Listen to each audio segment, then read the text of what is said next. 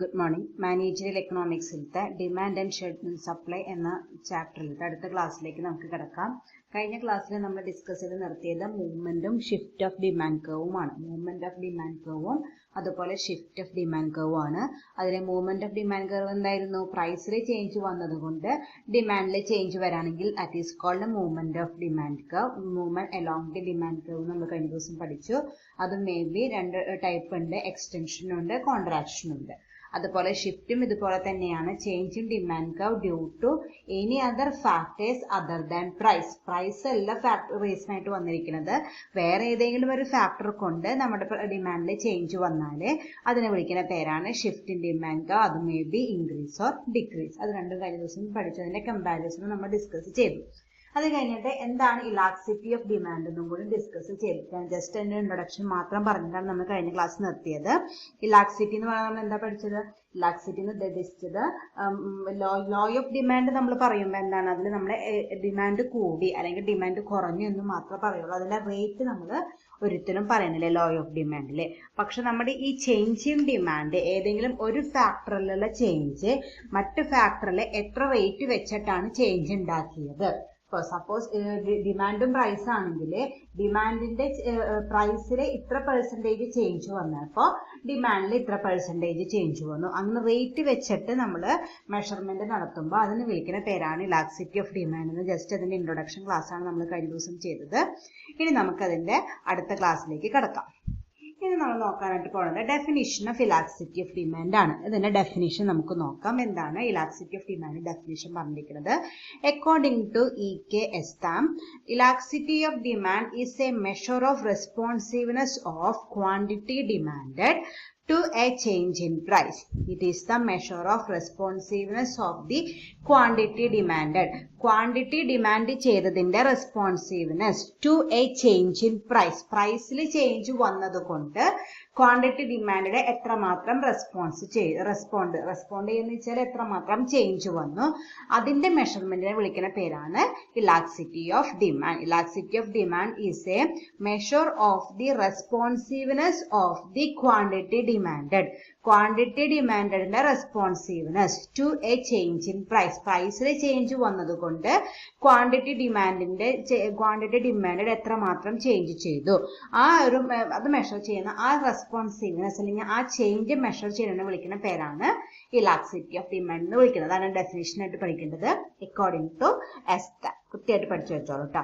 Thus, elasticity of demand means the degree of responsiveness of demand to a change in price. അപ്പോൾ elasticity of demand ചുരുക്കത്തിൽ പറഞ്ഞാൽ എന്താണ്? The degree of responsiveness of demand.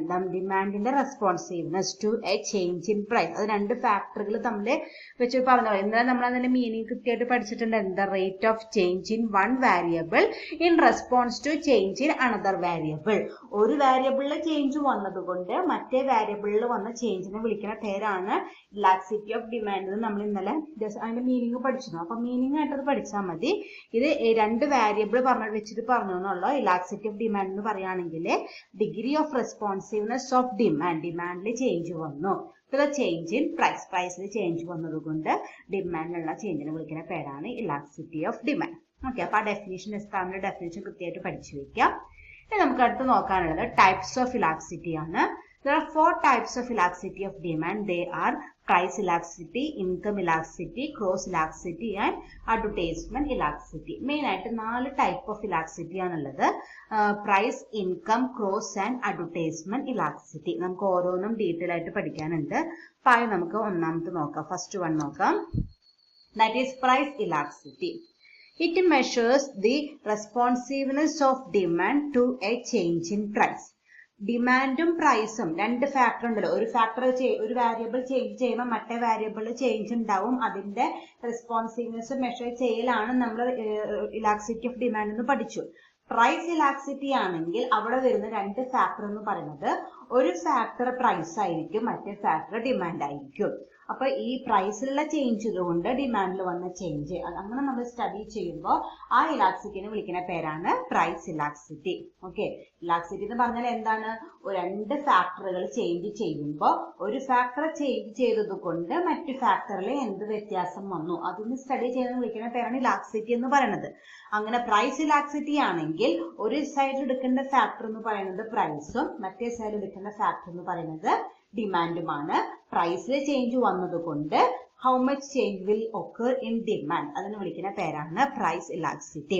It measured the responsiveness of demand, ഡിമാൻഡിന്റെ responsiveness to a change in price, പ്രൈസിൽ change വന്നതുകൊണ്ട് ഡിമാൻഡിൽ ഉണ്ടായ ചേഞ്ചിന് വിളിക്കുന്ന പേരാണ് price elasticity. It is measured by using the following formula. ED is equal to proportionate change in quantity demanded divided by proportionate change in price. അങ്ങനെ നമുക്ക് price elasticity കണ്ടുപിടിക്കാനുള്ള ഈക്വേഷൻ ആണ് ED. ED എന്ന് വെച്ചാൽ ഇലാസ്റ്റിറ്റി ഓഫ് ഡിമാൻഡ് എന്നുള്ള proportionate change in quantity demand divided by proportionate change in price. അതിലെ proportionate change in quantity demand എങ്ങനെ കണ്ടുപിടിക്കുകയെന്ന് വെച്ചാല് change in quantity demand divided by original quantity demand. അതാണ് proportionate change in quantity demand കണ്ടുപിടിക്കാനുള്ള equation. Change in quantity demand എത്രയാണ് quantity ഡിമാൻഡിലെ change വന്നത് divided by original quantity demand. അതിൽ നമ്മൾ ഒറിജിനൽ ക്വാണ്ടിറ്റി ഡിമാൻഡ് ഡിവൈഡ് ചെയ്താൽ നമുക്ക് proportionate change in quantity demand കിട്ടും. അതുപോലെ പ്രൊപ്പോർഷനേറ്റ് ചേഞ്ച് ഇൻ പ്രൈസ് കണ്ടുപിടിക്കാനുള്ള equation change in price divided by original price. നമ്മൾ നേരത്തെ ക്വാണ്ടിറ്റി ഡിമാൻഡിന്റെ പ്ലേസിൽ എന്തെന്ന് എഴുതിയാൽ മതി? പ്രൈസ് എഴുതിയാൽ മതി. Change in price divided by original price.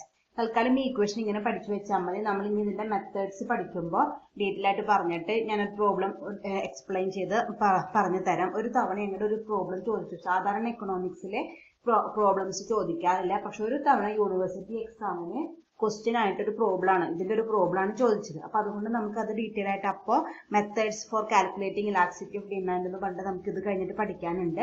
അപ്പൊ നമുക്ക് അതിൽ പ്രോബ്ലം വെച്ച് എക്സ്പ്ലെയിൻ ചെയ്താൽ തൽക്കാലം ഈ ഒരു ഇക്വേഷൻ ഒന്ന് ഓർത്തിരിക്കുക. Proportionate change in quantity demand divided by proportionate change in price. ആ ഇക്വേഷൻ വെച്ചിട്ട് നമുക്ക് എന്ത് കണ്ടുപിടിക്കാം? ഇലാസ്റ്റിറ്റി ഓഫ് ഡിമാൻഡ് കണ്ടുപിടിക്കാം. തൽക്കാലം അത്രയ്ക്ക് ഇപ്പൊ പഠിച്ചാൽ മതി. അപ്പൊ നമ്മൾ പ്രൈസ് ഇലാസ്റ്റിറ്റിയുടെ മീനിങ് പഠിച്ചു. ഡിമാൻഡിൽ ചേഞ്ച് വന്നതിന്റെ റെസ്പോൺസീവ്നെസ്. എന്തുകൊണ്ടാണ് ഡിമാൻഡിൽ ചേഞ്ച് വന്നത്?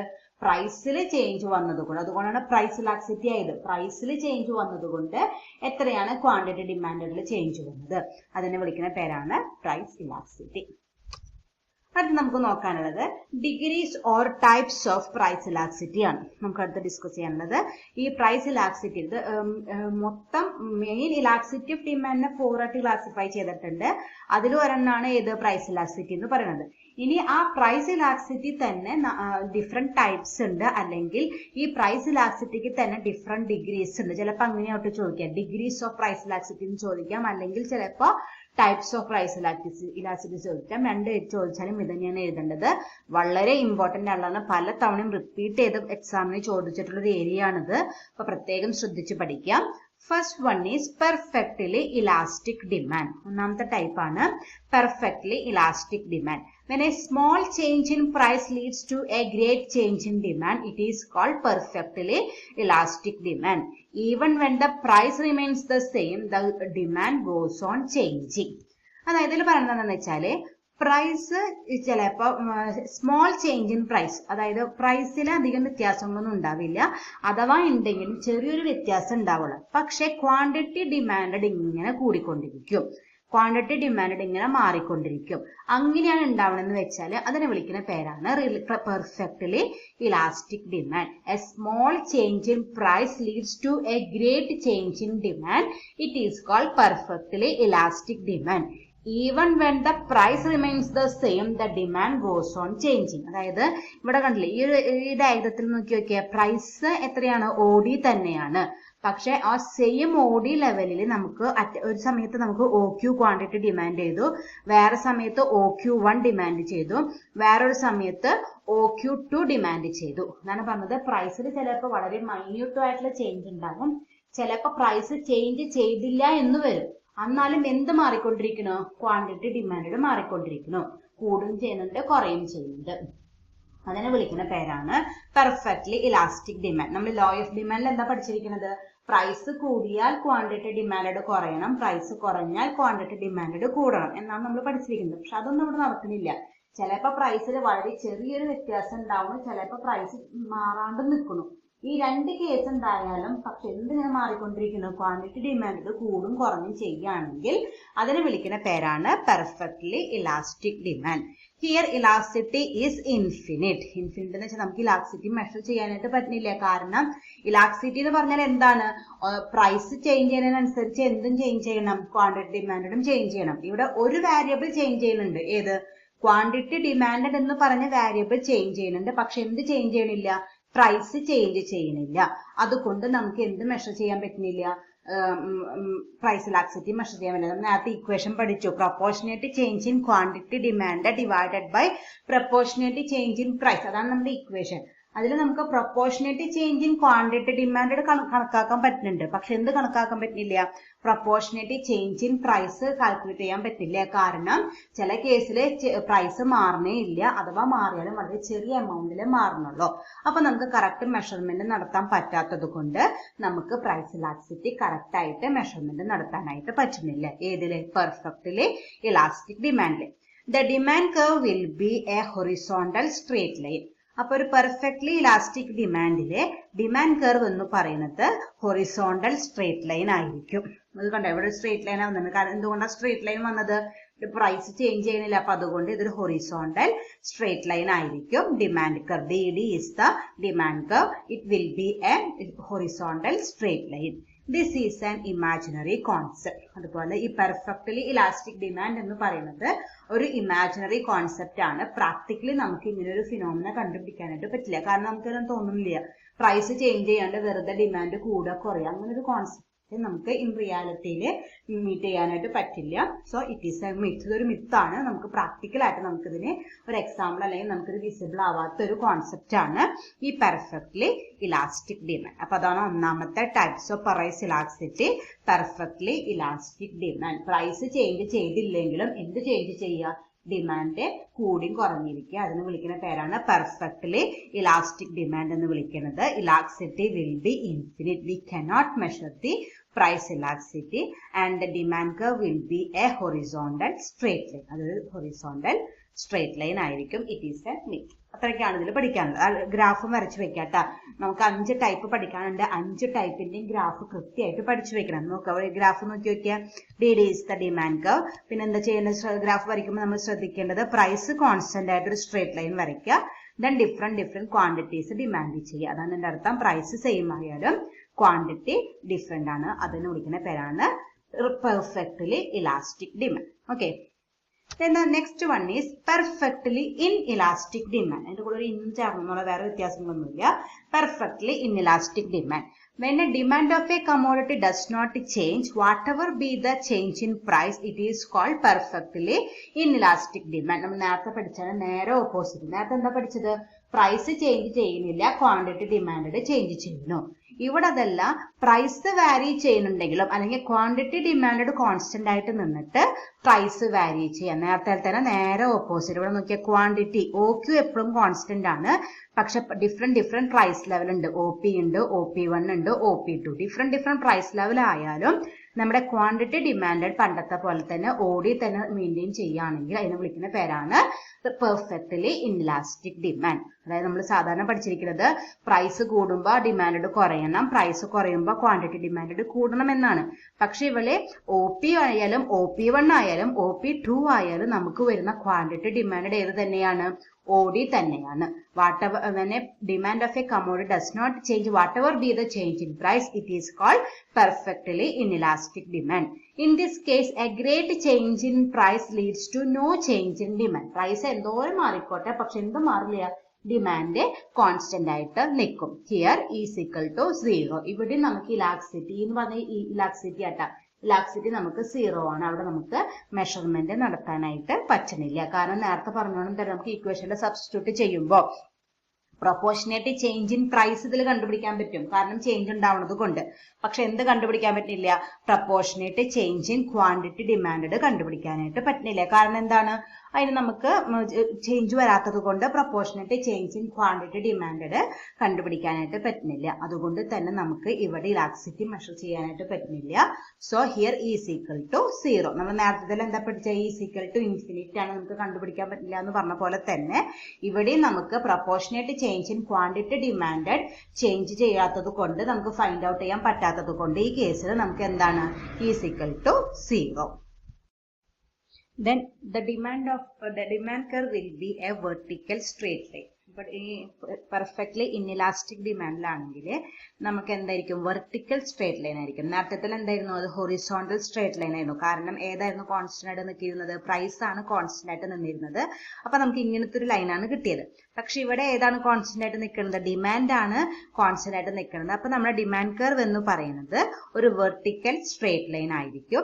This is an imaginary concept. നമ്മൾ നേരത്തെ പെർഫെക്റ്റ്ലി ഇലാസ്റ്റിക്കിൽ പറഞ്ഞ പോലെ തന്നെ പെർഫെക്റ്റ്ലി ഇൻഇലാസ്റ്റിക് ഡിമാൻഡും ഒരു ഇമാജിനറി കോൺസെപ്റ്റ് ആണ്, അതൊരു മിത്താണ്. പ്രാക്ടിക്കലി ഇങ്ങനെ ഒരു ഫിനോമിനൻ നമുക്ക് കണ്ടുപിടിക്കാനായിട്ട് പറ്റില്ല. ഓക്കെ, അതാണ് second type of price elasticity, that is perfectly inelastic demand. അപ്പൊ ഫസ്റ്റും സെക്കൻഡും കമ്പയർ ചെയ്ത് പഠിക്കാം. ഫസ്റ്റിൽ ഏതായിരുന്നു കോൺസ്റ്റന്റ് നിൽക്കുന്നുണ്ടായിരുന്നത്? പ്രൈസ് ആണ് കോൺസ്റ്റന്റ് ആയിട്ട് നിൽക്കുക. ഇവിടെ ഡിമാൻഡ് കോൺസ്റ്റന്റ് ആയിട്ട് നിൽക്കുന്നു. അവിടെ ഇലാസ്റ്റിസിറ്റി ഇൻഫിനിറ്റ് ആണ്, ഇവിടെ 0 ആണ്.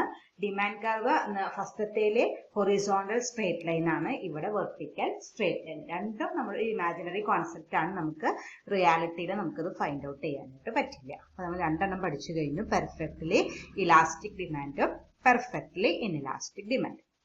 Then the third type is unit or unitary elasticity. മൂന്നാമത്തെ ടൈപ്പ് ആണ് യൂണിറ്റ് ഇലാസ്റ്റിസിറ്റി അല്ലെങ്കിൽ യൂണിറ്ററി ഇലാസ്റ്റിസിറ്റി.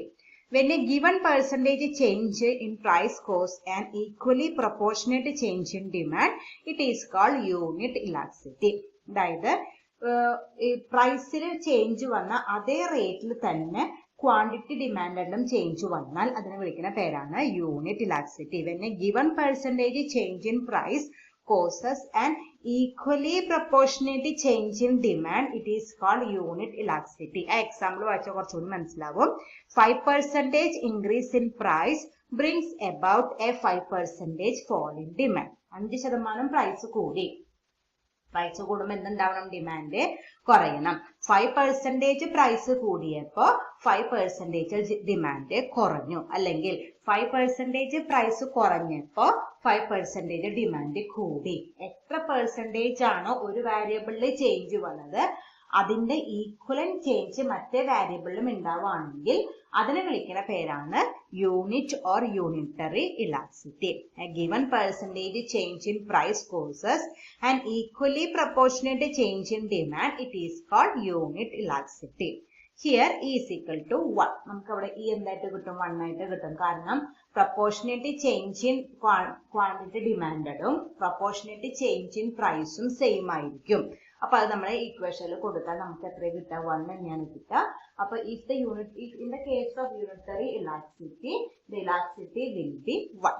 ഓക്കെ, അപ്പൊ അതാണ് മൂന്നാമത്തെ ടൈപ്പ് ആയിട്ട് വരുന്നത്. ഞാൻ അതിന്റെ ഗ്രാഫ് നോക്കുക. അതിന്റെ ഡിമാൻഡ് കർവ് നമ്മൾ പണ്ട് പഠിച്ചുള്ള പോലെ സ്ട്രേറ്റ് ഡൗൺവേർഡ് സ്ലോപ്പിംഗ് ഉള്ള ഒരു ലൈൻ ആയിരിക്കും ഫ്രം ലെഫ്റ്റ് ടു റൈറ്റ്. നമ്മൾ സാധാരണ ഡിമാൻഡ് കർവ് പോലെ തന്നെ ഇവിടെ നോക്കുക. ആദ്യത്തെ പ്രൈസ് എത്രയായിരുന്നു? OP ആയിരുന്നു. അപ്പൊ OQ ക്വാണ്ടിറ്റി നമ്മൾ ഡിമാൻഡ് ചെയ്തു. ദെൻ OP എന്നുള്ളത് OP 1 ആയിട്ട് കൂടിയപ്പോ ക്വാണ്ടിറ്റി ഡിമാൻഡ്, പ്രൈസ് കൂടിയാൽ ക്വാണ്ടിറ്റി ഡിമാൻഡ് കുറയണം. OQ 1 ആയിട്ട് കുറഞ്ഞു. ദെൻ P എന്നുള്ളത് P2 ആയിട്ട് കുറഞ്ഞപ്പോ പ്രൈസ് കുറഞ്ഞാൽ ക്വാണ്ടിറ്റി ഡിമാൻഡ് കൂടണം. അപ്പൊ OQ എന്നുള്ളത് OQ2 ആയിട്ട് കൂടി. അപ്പൊ ഇവിടെ നോക്കുക, ഇവ തമ്മിലുള്ള ഡിഫറൻസില് ഈ Pയും P2വും തമ്മിലുള്ള ഡിഫറൻസും Qവും Q1ഉം തമ്മിലുള്ള ഡിഫറൻസും സെയിം ആയിരിക്കും. അതുപോലെ Pയും P1ഉം തമ്മിലുള്ള ഡിഫറൻസും ഈ Oയും O2 തമ്മിലുള്ള ഡിഫറൻസും സെയിം ആയിരിക്കും. അതായത് ഇവിടെ എത്രയാണോ ചേഞ്ച് വന്നത് അത്രയ്ക്ക് ചേഞ്ച് തന്നെ ഇവിടെയും വരണം. അതാലാണ് അത് എന്തായിട്ട് മാറാം? യൂണിറ്ററി ഇലാസ്റ്റിസിറ്റി ആയിട്ട് മാറാം. ഓക്കെ, അപ്പൊ പ്രൈസിൽ ചേഞ്ച് വന്ന അതേ പ്രൊപ്പോർഷനിൽ തന്നെ ക്വാണ്ടിറ്റി ഡിമാൻഡിലും ചേഞ്ച് വന്നാൽ അതിനെ വിളിക്കുന്ന പേരാണ് unit or unitary elasticity. Clear? അപ്പൊ മൂന്നാമത്തെ ടൈപ്പ് കഴിഞ്ഞു. The fourth one is relatively elastic demand. നമ്മൾ ആദ്യം പഠിച്ചതായിരുന്നു പെർഫെക്റ്റ്ലി ഇലാസ്റ്റിക് ഡിമാൻഡ് ആയിരുന്നു. ഇനി നമ്മൾ പഠിക്കുന്നത് relatively elastic demand. When change in price result in a more than proportionate change in quantity demanded, it is called relatively elastic demand. നമ്മുടെ പ്രൈസിലുള്ള change, ഇതിന്റെ price ഉണ്ടായ ചേഞ്ചിനേക്കാൾ കൂടുതൽ ചേഞ്ച് ആണ് ക്വാണ്ടിറ്റി ഡിമാൻഡിൽ ഉണ്ടായെന്ന് വെച്ചാൽ ഇതിന് വിളിക്കുന്ന പേരാണ് റിലേറ്റീവ്ലി ഇലാസ്റ്റിക് ഡിമാൻഡ്. നമ്മൾ നേരത്തെ എന്താ പഠിച്ചത്? പ്രൈസിൽ ഉണ്ടായ അതേ പ്രൊപ്പോർഷനേറ്റ് ചേഞ്ച് തന്നെ ക്വാണ്ടിറ്റി ഡിമാൻഡിലും ഉണ്ടായി. അതാണ് യൂണിറ്ററി ഇലാസ്റ്റിസിറ്റി എന്ന് പറയുന്നത്. പക്ഷെ ഇതിലെ പ്രൈസിൽ ഉണ്ടായതിനേക്കാൾ കൂടുതൽ റേറ്റ് ഓഫ് ചേഞ്ച് ആണ് ക്വാണ്ടിറ്റി ഡിമാൻഡിൽ ഉണ്ടായെന്ന് വെച്ചാല് അതിനെ വിളിക്കുന്ന പേരാണ് relatively elastic demand. When the change in price result in more than proportionate change in demand, quantity demanded, it is called relatively elastic demand. ആ എക്സാമ്പിൾ വായിച്ചു നോക്കിയാൽ നമുക്കറിയാം. If 5% increase brings about a 10% fall in demand. 5% പ്രൈസിൽ change ഉണ്ടായി. അപ്പൊ നമ്മുടെ quantity demand കുറയണം. പക്ഷെ ഉണ്ടായ റേറ്റ് എന്ന് പറയുന്നത് ഏതാണ്ട് ഒരു 10%. 10% ആവണമെന്നില്ല. 5%നേക്കാൾ കൂടിയാൽ അതെന്തായിട്ട് മാറി? റിലേറ്റീവ്ലി ഇലാസ്റ്റിക് ഡിമാൻഡ് ആയിട്ട് മാറി. 10% എന്നോട് എക്സാഗ്രേറ്റ് ചെയ്ത് പറഞ്ഞു തന്നെ 5% change in price leads to a more than 5% change in quantity demanded. It is called relatively elastic demand. പ്രൈസിലുള്ള ചേഞ്ചിന്റെ പെർസെന്റേജിനേക്കാൾ കൂടുതൽ പെർസെന്റേജ് ചേഞ്ച് ആണ് ക്വാണ്ടിറ്റി ഡിമാൻഡിൽ ഉണ്ടായത്. 5% പ്രൈസ് കൂടിയപ്പോ 5നേക്കാൾ കൂടുതൽ പെർസെന്റേജ് ക്വാണ്ടിറ്റി ഡിമാൻഡ് കുറഞ്ഞാൽ അതിന് വിളിക്കുന്ന പേരാണ് relatively elastic demand. Here elasticity will be more than 1. എപ്പോഴും ഇലാസ്റ്റിസിറ്റി എന്തായിരിക്കും? 1നേക്കാൾ കൂടുതലായിരിക്കും. നമ്മൾ ഇക്വേഷനിൽ കൊടുത്തിട്ട് കാൽക്കുലേറ്റ് ചെയ്യുമ്പോൾ നമുക്ക് കിട്ടുന്ന elasticity will be more than 1. Okay, അപ്പൊ അതാണ് നാലാമത്തെ ടൈപ്പായിട്ട് പറയുന്നത് റിലേറ്റീവ്ലി ഇലാസ്റ്റിക് ഡിമാൻഡ് എന്ന് പറയുന്നത്. അപ്പൊ നമ്മുടെ നാലാമത്തെ ടൈപ്പ് കഴിഞ്ഞു. That is relatively elastic demand. Proportionate ചേഞ്ചിനേക്കാൾ കൂടുതൽ ചേഞ്ച് ഉണ്ടായി അതിനെ വിളിക്കുന്ന പേരാണ് റിലേറ്റീവ്ലി ഇലാസ്റ്റിക് ഡിമാൻഡ്. എന്താ ഫിഫ്ത്ത് ടൈപ്പ് ഏതാന്ന് നമുക്ക് നോക്കാം.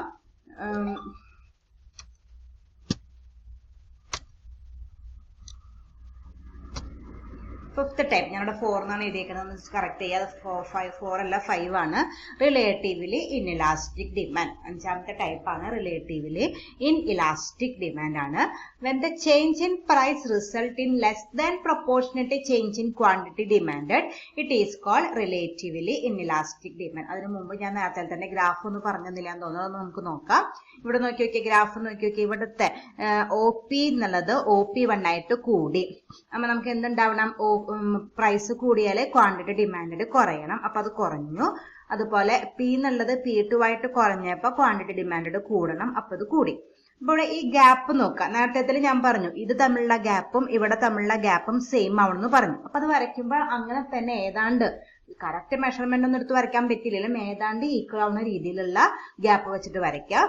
ഇതിൽ നമ്മൾ വരയ്ക്കുമ്പോൾ ഇവിടത്തെ ഗ്യാപ്പിനേക്കാൾ കുറച്ച് കൂടിയ ഗ്യാപ്പ് വരത്തക്ക രീതിയിൽ നമ്മൾ വരയ്ക്കണം. അതായത് നമുക്കറിയാം ഇവിടുത്തെ പെർസെന്റേജ് ചേഞ്ചിനേക്കാൾ കൂടുതൽ പെർസെന്റേജ് ആണ് ക്വാണ്ടിറ്റി ഡിമാൻഡിൽ വരുന്നത്. അപ്പൊ DD കർവ് നമ്മൾ സാധാരണ പോലെ തന്നെ ഹൊറിസോണ്ടൽ ഡൗൺവേർഡ് സ്ലോപ്പിംഗ് ഉള്ള ഒരു ലൈൻ തന്നെയാണ് വേണ്ടത്. അതിൽ വ്യത്യാസമൊന്നുമില്ല. പക്ഷെ ഈ കർവ് ഈ ഡിഫറൻസുകൾ വരയ്ക്കുമ്പോൾ ഈ ഗ്യാപ്പിനേക്കാൾ കുറച്ച് കൂടിയ ഗ്യാപ്പ് വരത്തക്ക രീതിയിൽ ഇവിടെ ക്വാണ്ടിറ്റി ഡിമാൻഡും Q1 ഉം Q2 ഉം തമ്മിലുള്ള ഡിഫറൻസ് കുറച്ച് വലുത്, ഇതിനേക്കാൾ കുറച്ചും കൂടി ഒരു ഡിഫറൻസ് വരുന്ന രീതിയിൽ വേണം നമ്മൾ വരയ്ക്കാനായിട്ട്. ഓക്കെ, അത് ഞാൻ പറയാൻ വിട്ടതാണ്. ഗ്രാഫും കൂടി എല്ലാത്തിനും ഗ്രാഫും കൂടി വരച്ചു വെക്കണം. പ്രൈസും ക്വാണ്ടിറ്റി ഡിമാൻഡും തമ്മിലുള്ള വ്യത്യാസം കണ്ടുപിടിക്കാനായിട്ട്. ഇനി നമുക്ക് ലാസ്റ്റ് ടൈപ്പ് നോക്കാം. Relatively inelastic demand. When change in price result in less than proportionate change in quantity demanded, it is called relatively inelastic demand. നമ്മൾ നേരത്തെ പഠിച്ച റിലേറ്റീവ്ലി ഇലാസ്റ്റിക് ഡിമാൻഡിന് നേരെ ഓപ്പോസിറ്റ് ആണ്. നമ്മൾ നേരത്തെ എന്താ പഠിച്ചത്? ഒരു വാരിയബിളിലെ പ്രൈസിലുള്ള ചേഞ്ചിനേക്കാൾ കൂടുതൽ ചേഞ്ച് ആണ് ക്വാണ്ടിറ്റി ഡിമാൻഡിൽ ഉണ്ടായത്. അതിനെ വിളിക്കുന്ന പേരാണ് റിലേറ്റീവ്ലി ഇലാസ്റ്റിക് ഡിമാൻഡ് എന്ന് പഠിച്ചു.